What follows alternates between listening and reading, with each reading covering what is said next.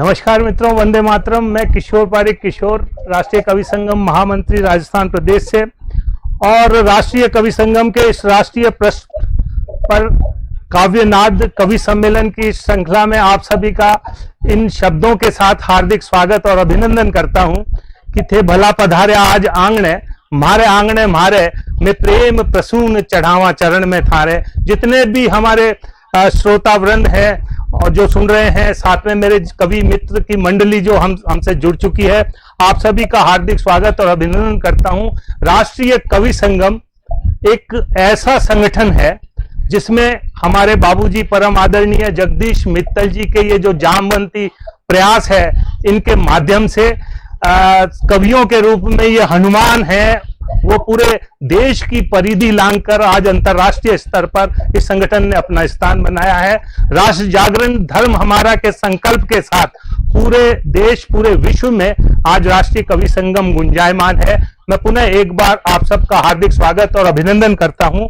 और आज जो कवि गण मेरे साथ जुड़ रहे हैं, उनमें विशेष रूप से मैं संक्षिप्त परिचय करा दूं। मेरे साथ हमारे राजस्थान के एक बहुत ओजस्वी कवि भाई उमेश उत्साही है। मैं आपका हार्दिक स्वागत और अभिनंदन करता हूं। आप राजस्थान प्रांत के सलाहकार भी हैं और पूरे देश में आपकी ओज की कविताएं गुंजायमान होती है। हमारे साथ श्री आलोकेश्वर चबडाल जी हैं, उपाध्यक्ष हैं राष्ट्रीय कवि संगम औरैया बुंदेलखंड के। आलोकेश्वर जी, आपका हार्दिक स्वागत और अभिनंदन। हमारे सामने हमारी बहन आदरणीय सुनीता महेश्वरी जी, आपका हार्दिक स्वागत और अभिनंदन। आप उपाध्यक्षा है राष्ट्रीय कवि संगम नासिक महाराष्ट्र से। और साथ ही हमारे साथ चेन्नई से संयोजक आदरणीय सुधींद्र आंधीवाल जी है। आंधीवाल जी, आपका हार्दिक स्वागत और अभिनंदन। साथ ही हमारे मध्य है गुवाहाटी, सुदूर मंदिरों के शहर गुवाहाटी से भाई प्रेम कुमार जी, युवा कवि, उत्साही कवि, आपका हार्दिक स्वागत और अभिनंदन। साथ ही हमारे बीच में है जिला मंत्री बाराबंकी अवध से भाई शिव किशोर तिवारी जी, आपका हार्दिक स्वागत और अभिनंदन तिवारी जी।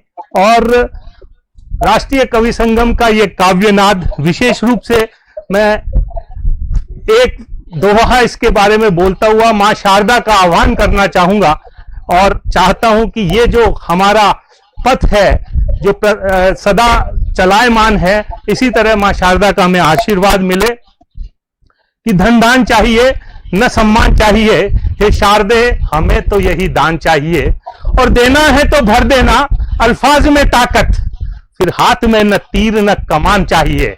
और लेखनी में शारदे मां जान चाहिए, अशआर की तलवार में भी शान चाहिए। और बजता रहे मां ज्ञान का और ध्यान का डंका, फिर से गुरु के पद पे हिंदुस्तान चाहिए, फिर से गुरु के पद पे हिंदुस्तान चाहिए। हम एक और हमारे साथ ऐसे ही शब्द साधक है श्री आलोकेश्वर सुधींद्र आंधीवाल जी। सुधींद्र आंधीवाल जी जो कि संयोजक है राष्ट्रीय कवि संगम चेन्नई नॉर्थ के। और विशेष बात मैं इनके बताना चाहता हूं कि वैसे व्यवसायी हैं, लक्ष्मी के पुजारी हैं, लेकिन शब्दों की साधना करते हुए मां शारदा के भी ये आराधक बने हुए हैं। और आंधीवाल जो लिखते हैं, ये विशेष रूप से आंधी, मैंने जिज्ञासा व्यक्त की तो मुझे पता चला कि इनके पूर्वजों ने इनके क्षेत्र में इतने कुएं लगाए थे आंधी और तूफान की गति से, तब से इनका पूरा परिवार आंधीवाल है। और एक विशेषता और है सुधींद्र जी की कि ये हर कविता, छोटी छोटी कविताएं लिखते हैं, लेकिन उनकी पंक्ति आंधी से शुरू होती है। तो आइए उस आंधी वाली कविताएं जो आज देश को बहुत जरूरत है। स्वागत है सुधींद्र जी आपका। धन्यवाद सर, धन्यवाद सर। मेरी आवाज आ रही है सर? आवाज आ रही है? धन्यवाद। बाबूजी के चरणों में नमन, और सभी कवि दोस्तों को और श्रोताओं को नमन करते हुए मैं सीधा अपनी कविताएं सुनाऊंगा। और जैसे कि संचालक जी ने बताया कि मेरी हर कविता आंधी से शुरू होती है, कुछ ऐसा ही व्यक्त करते हुए, देखो फिर आंधी है आई, चाहते कई संग है लाई। मेरी चाहते आपके सामने रखूंगा कि बेशक सर पे ताज न हो, बेशक सर पे ताज न हो, पर कोई मोहताज न हो। अपना घर आबाद न हो, अपना घर आबाद न हो पर कोई बर्बाद न हो।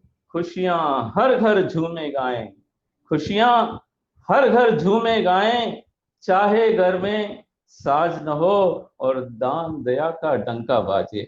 दान दया का डंका बाजे पर उसमें आवाज न हो, आवाज न हो। क्या बात है, क्या बात है। धन्यवाद सर, धन्यवाद, धन्यवाद सर।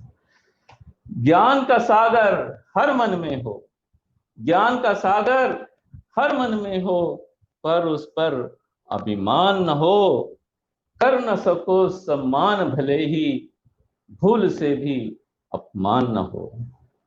कड़वे बोल न निकले मुख से, कड़वे बोल न निकले मुख से, चाहे तुम महान न हो। नाम कमाना पाओ जग में लेकिन तुम बदनाम न हो। बात आंधी की लाख टके की, इससे तुम अनजान न हो। दोस्तों, जीवन, जिंदगी, जिंदगी अगर जिंदा दिली का नाम है तो मौत भी बेजान न हो, मौत भी बेजान न हो, मौत भी बेजान न हो।